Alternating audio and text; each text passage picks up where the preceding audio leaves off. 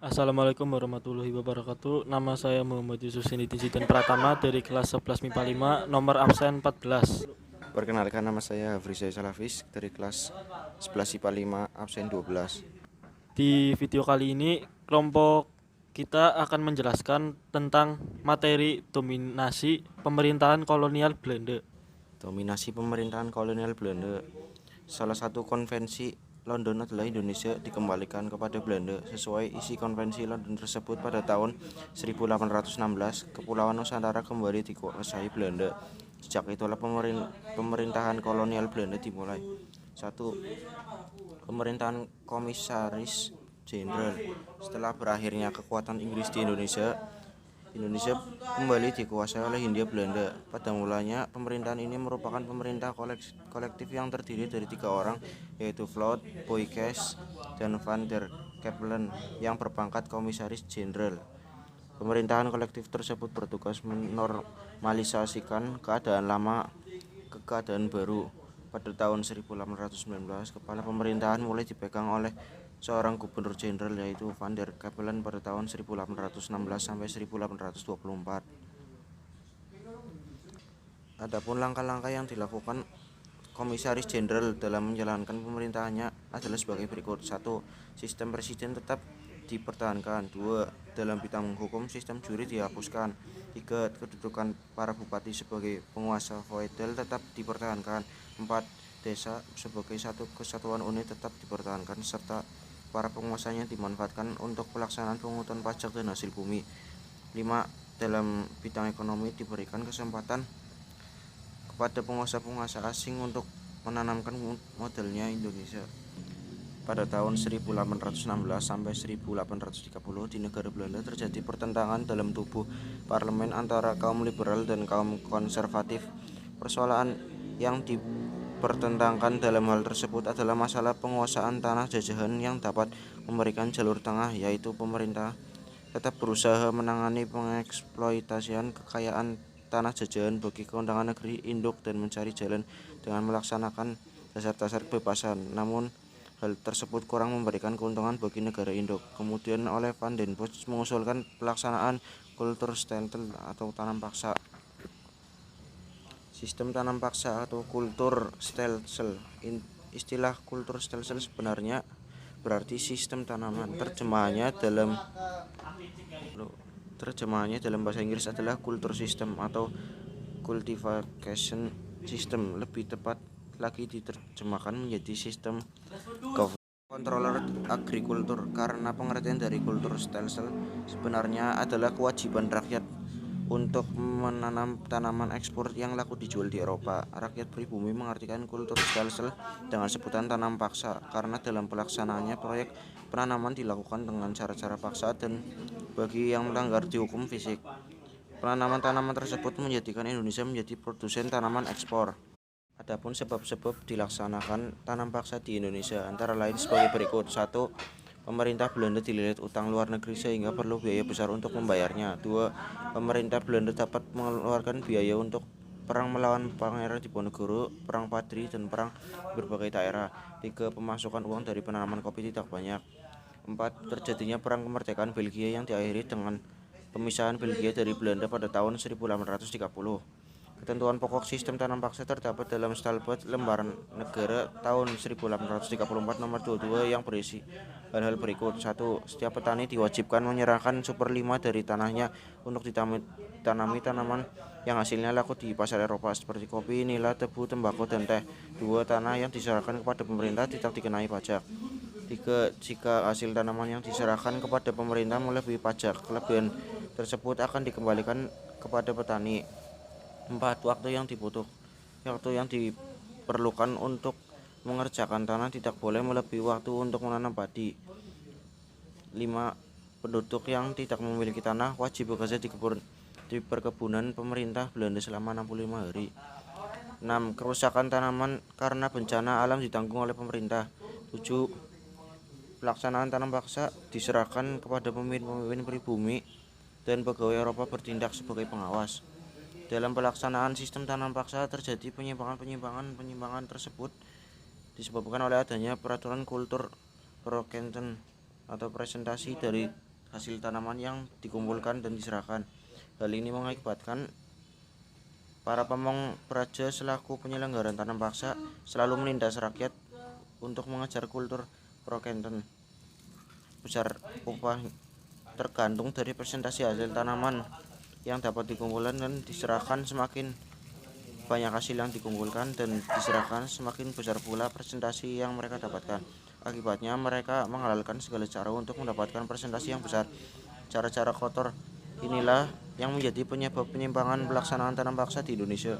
Berikut adalah penyimpangan-penyimpangan yang terjadi dalam pelaksanaan sistem tanam paksa. 1. Rakyat yang tidak memiliki tanah harus bekerja melebihi waktu yang ditentukan. 2. Jatah tanah untuk tanaman berkualitas ekspor melebihi 1/5 dari lahan garapan. 3. Lahan yang disediakan untuk tanaman wajib tetap dikenai pajak tanah. 4. Setiap kelebihan hasil panen tidak dikembalikan lagi kepada petani. Kegagalan panen tanaman wajib tetap menjadi tanggung jawab rakyat. Pelaksanaan sistem tanam paksa memberikan dampak bagi rakyat Indonesia, baik positif maupun negatif. Dampak positif maupun dampak negatif pelaksanaan tanam paksa tersebut antara lain sebagai berikut. 1. Dampak positif. Rakyat Indonesia mengenal teknik menanam jenis tanaman baru. 2. Rakyat Indonesia mulai mengenal tanaman dagang yang berorientasi ekspor. Dampak negatif. 1. Kemiskinan serta penderitaan fisik dan mental yang berkepanjangan. 2. Beban pajak yang berat. 3. Pertanian khususnya padi banyak mengalami kegagalan panen. 4. Kelaparan dan kematian terjadi di banyak tempat sehingga jumlah penduduk Indonesia mengalami penurunan. 3. Sistem usaha swasta. Pelaksanaan tanam paksa telah berhasil memperbaiki perekonomian Belanda. Bahkan, dengan keuntungan tanam paksa telah mendorong Belanda berkembang sebagai negara industri. Sehubungan dengan hal itu, telah mendorong pula tampilannya kaum liberal yang didukung oleh para pengusaha. Oleh karena itu, mulai muncul perdebatan tentang pelaksanaan tanam paksa. Masyarakat Belanda mulai mempertimbangkan baik, buruk, dan untung ruginya pelaksanaan tanam paksa serta muncul pro dan kontra tentang pelaksanaan tanam paksa. Pihak yang setuju dengan tetap pelaksanaan tanam paksa adalah kelompok konservatif dan para pegawai pemerintah. Alasan mereka karena tanam paksa telah mendatangkan keuntungan. Pihak pro pelaksanaan tanam paksa yang lainnya adalah para pemegang saham perusahaan NHM, Nederlandse Handel Maatschappij. Alasan mereka adalah karena mendapat hak monopoli untuk mengangkut hasil-hasil tanam paksa dari Hindia Belanda ke Eropa. NHM adalah perusahaan dagang yang didirikan oleh Raja Willem I pada tanggal 9 Maret 1824 di Den Haag. Adapun pihak yang menentang pelaksanaan tanam paksa adalah kelompok masyarakat yang merasa kasihan terhadap penderitaan rakyat pribumi. Umumnya, kelompok yang kontra dipengaruhi oleh ajaran agama dan penganut asas liberalisme. Kaum liberal menghendaki tidak adanya campur tangan pemerintah dalam urusan ekonomi. Sebaiknya kegiatan ekonomi diserahkan kepada pihak swasta. Pandangan dan ajaran dari kaum liberal semakin berkembang dan pengaruhnya kuat. Oleh karena itu, pada tahun 1850, pemerintah mulai bimbang, apalagi setelah kaum liberal mendapatkan kemenangan politik di parlemen Staten General. Dalam urusan tanah jajahan, parlemen memiliki peranan yang lebih besar. Sesuai dengan asas liberalisme, kaum liberal menuntut adanya perubahan dan pembaruan. Peranan pemerintah dalam kegiatan ekonomi harus dikurangi. Sebaliknya, perlu diberikan kekuasaan kepada pihak swasta untuk mengelola kegiatan ekonomi. Pemerintah berperan sebagai pelindung warga, mengatur tegaknya hukum, dan membangun sarana prasarana agar semua kegiatan masyarakat berjalan dengan lancar.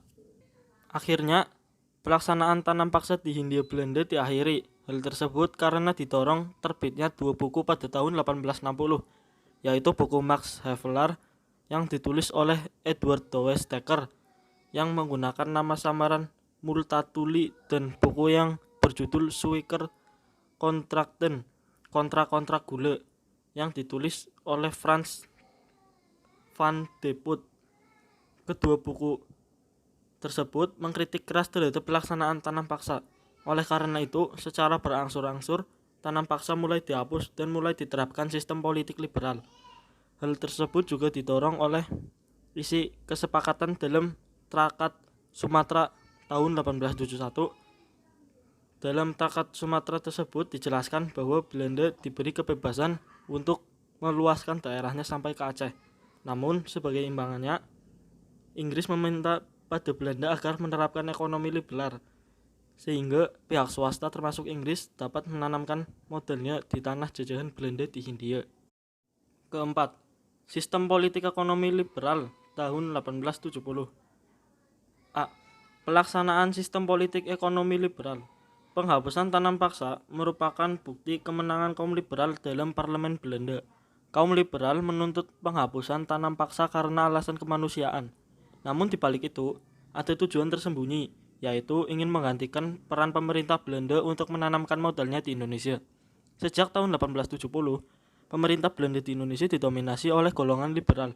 Dengan demikian, politik yang dijalankan adalah politik liberal. Tujuan utamanya memajukan usaha swasta. B. Akibat pelaksanaan sistem politik ekonomi liberal. Bagi Indonesia, kemerosotan tingkat kesejahteraan penduduk, adanya krisis perkebunan pada tahun 1885 karena jatuhnya harga kopi dan gula, menurunnya konsumsi bahan makanan terutama beras, sementara pertumbuhan penduduk Jawa meningkat cukup pesat, menurunnya usaha kerajinan rakyat karena kalah bersaing dengan barang-barang impor dari Eropa, pengangkutan dengan gerobak menjadi merosot penghasilannya setelah adanya angkutan dengan kereta api. Rakyat menderita karena masih ditetapkannya kerja rodi dan adanya hukuman yang berat bagi yang melanggar peraturan penal santai. Kedua, akibat pelaksanaan sistem politik ekonomi liberal bagi Belanda. Yang pertama, Belanda menjadi pusat perdagangan hasil dari tanah jajahan. Kedua, hasil-hasil produksi perkebunan dan pertambangan mengalir ke Belanda. Yang ketiga, memberikan keuntungan yang sangat besar kepada kaum swasta Belanda dan pemerintah kolonial Belanda. Sekian penyampaian materi dari kelompok kita. Mohon maaf bila ada yang salah. Wassalamualaikum warahmatullahi wabarakatuh.